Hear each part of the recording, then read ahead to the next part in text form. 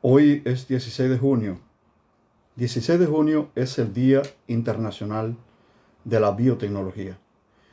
Y no quiero que pase por alto. El día de hoy, todo el día he estado en función de preparativos para celebrar precisamente el Día Internacional de la Biotecnología, pero con el Comité Científico Estudiantil de la carrera de Ingeniería en Biotecnología Vegetal de acá de la Universidad de Concepción, Facultad de Ciencias Forestales, se está preparando la primera jornada Biotech Innova 2025. Y esta jornada se llevará a cabo el día 18, es decir, pasado mañana, miércoles 18 de junio. Es una jornada bien interesante porque marca un hito muy importante, porque en los 106 años de la Universidad de Concepción es la primera vez que existe una organización estudiantil como el Comité Científico Estudiantil de la carrera de Ingeniería en Biotecnología Vegetal, y dentro del conjunto de actividades que ellos desarrollan, pues una de estas y posiblemente una de las más importantes es llevar a cabo la jornada Biotech Innova 2025, donde va a reunir a estudiantes en proceso que no se han titulado todavía, a ex estudiantes de la carrera de Ingeniería en Biotecnología Vegetal que van a impartir charlas.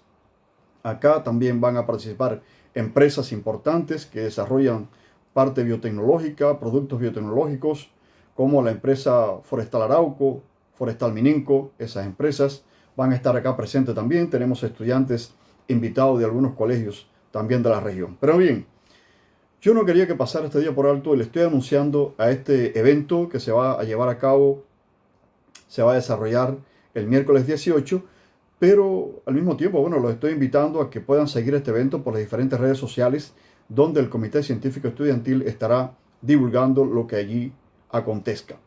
Pero quiero hacer un pequeño recordatorio de algunos hitos importantes en la historia de la biotecnología que hay que tomarlo en consideración. Y yo quisiera partir comentando acerca de un gran hombre, un gran científico que marcó un hito, pero un hito muy novedoso para la época, y además de eso que hasta el día de hoy ha trascendido el ámbito de la biotecnología, que estamos hablando de Gottlieb Haberland.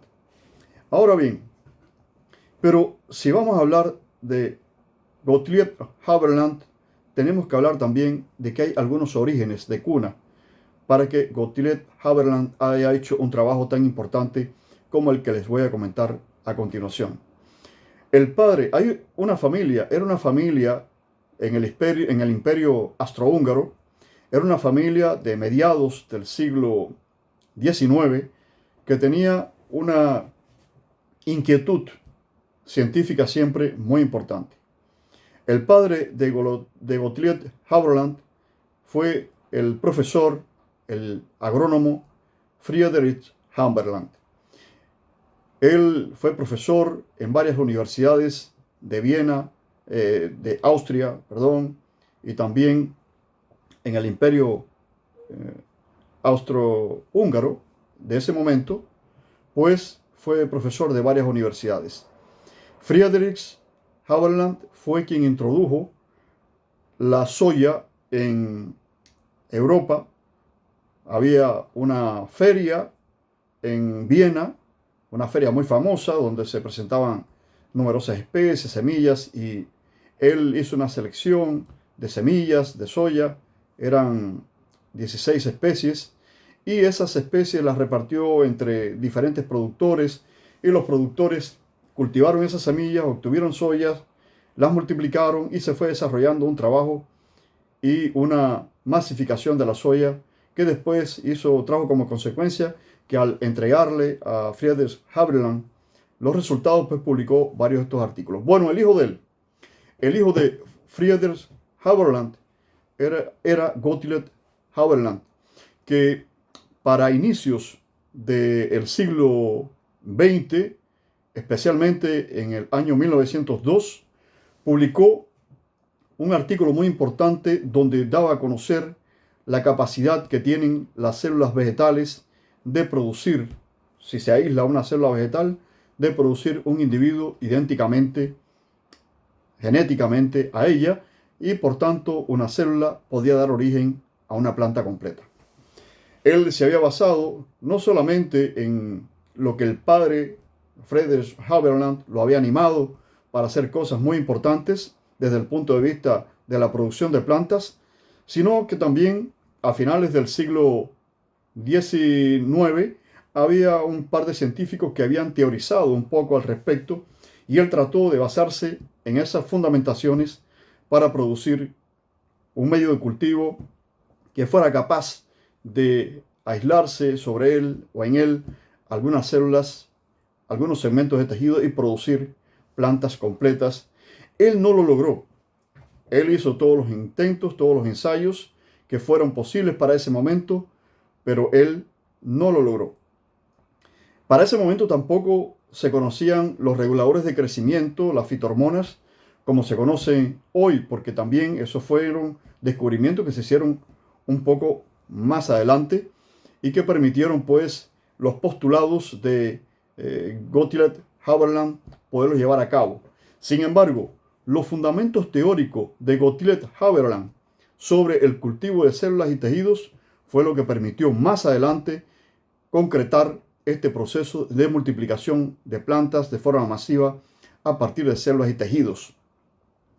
Ese medio de cultivo de Haberland fue un medio de cultivo muy importante para la época, fue una de las publicaciones más importantes de la época desde ese punto de vista, y también hizo otras publicaciones de anatomía funcional que tenía que ver también con la multiplicación de células y tejidos. Es decir, trabajos muy adelantados para la época, los trabajos de Friedrich Haberland.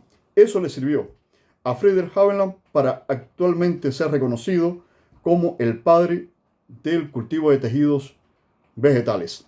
Pero también el concepto que él introdujo, que fue el concepto de totipotencia.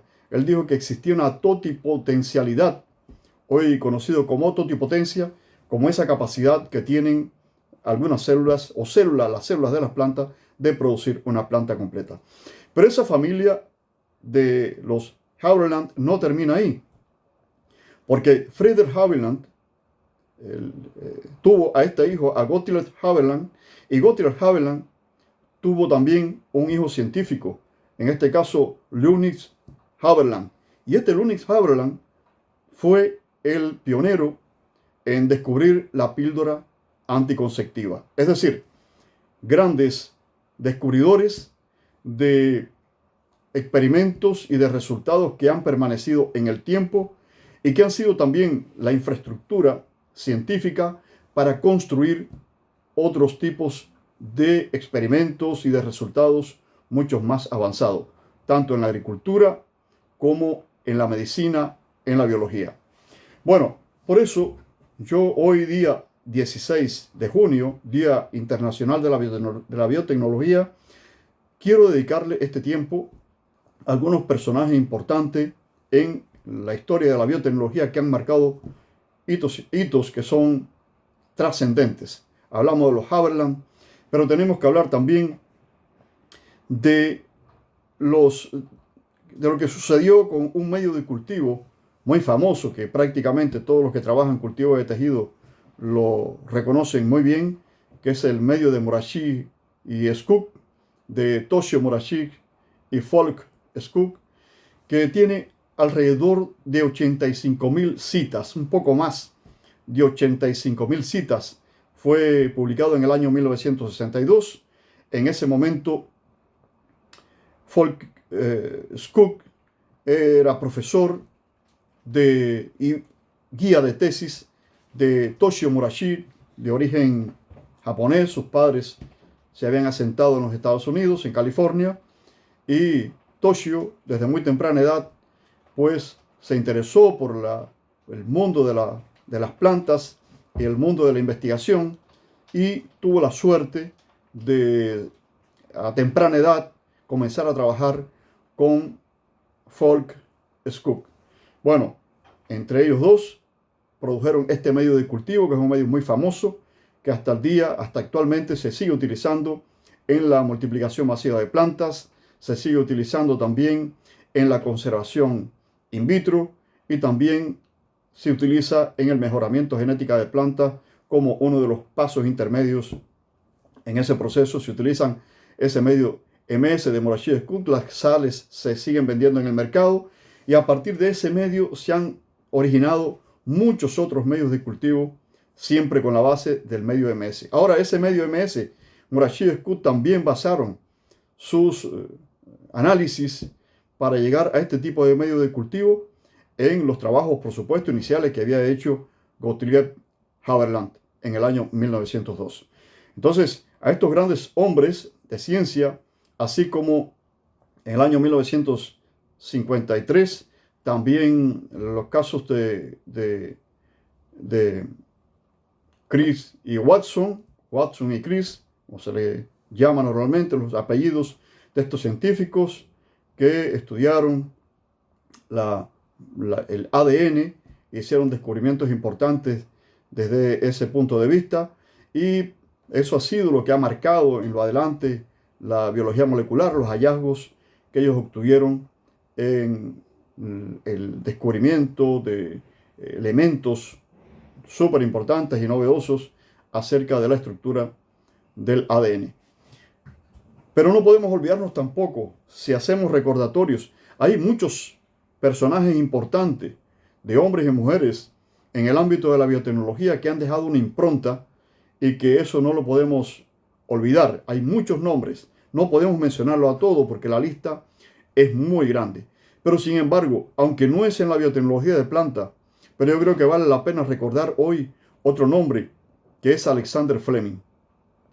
Alexander Fleming, que por un azar de la vida, como ocurre muchas veces en la investigación científica, logra descubrir en el año 1928 la penicilina, que después se convirtió en una vacuna muy importante y que salvó la vida de muchísimas personas. Yo diría que de una buena parte de la población que tenía el planeta en ese momento, y que en el año 1945 fue galardonado con el Premio Nobel de Fisiología y de Medicina, Alexander Fleming.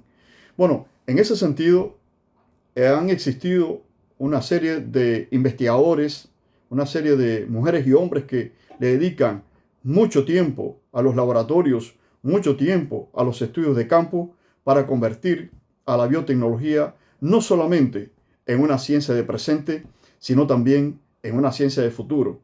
Los cambios ecológicos globales, las cuestiones cambiantes en que se tiene que enfrentar la población y este planeta para poder dar respuesta a numerosos problemas que se van suscitando, para poderle dar comida, para poderle dar alimentación a más de 8.000 millones de personas en este planeta. Sin lugar a dudas, la biotecnología es demasiado importante, es primordial.